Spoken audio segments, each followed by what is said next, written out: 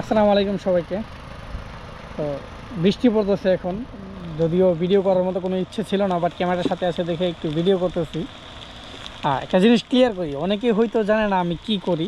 এই বাইক দিয়ে বিভিন্ন জায়গায় যাই, ভিডিও দেই, বাট এর পিছনে সবচেয়ে বড় একটি কারণ হচ্ছে আমি এগুলো করতে পারি কারণ আমি পার্ট টাইম ডেলিভারি বয়ের কাজ করি। ব্যাপারটা লজ্জার কিছু না, আমার কাছে বেশ ভালো লাগে, বেশ এনজয় করি, বিভিন্ন জায়গায় যাইতে পারি।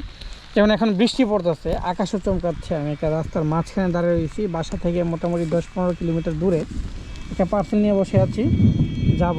এদিকে আকাশে ডাকতেছে, বেশ ভয়াবহ অবস্থায় আমার জন্য, কারণ এভাবে আকাশ চমকালে আর আকাশ ডাকলে আমি বাসার মধ্যে থাকলে ভয় পাই। আর এখন যাচ্ছি ডেলিভারি নিয়ে।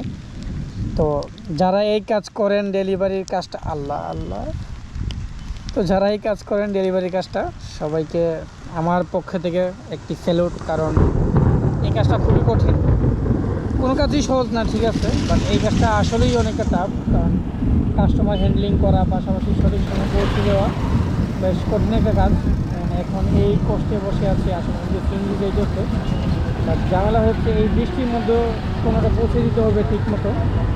আমার কথা ঠিকভাবে শোনা যাচ্ছে কিনা আমি সঠিক জানি না, বলার চেষ্টা করতেছি। এদিকে আকাশ ডাকতেছে, তারপরে চমকাচ্ছেও কি বড় বড়, এবং থরাইয়া বাড়ি দিতেছে এমন অবস্থা।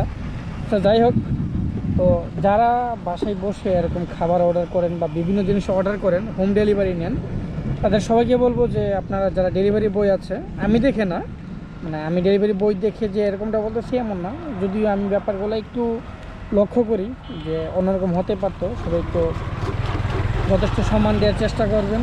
যদিও আমি এখন অবধি প্রায় কয়েকশোর মতো ডেলিভারি দিলাম, আলহামদুলিল্লাহ সবাই বেশ ভালো সম্মান দিই। তো আরও চেষ্টা করবেন কিছুটা সম্মান দেওয়ার জন্য, কারণ প্রচুর কষ্ট করে আপনাদের কাঙ্ক্ষিত পণ্যগুলো সবাই আপনাদের কাছে পৌঁছে দেই।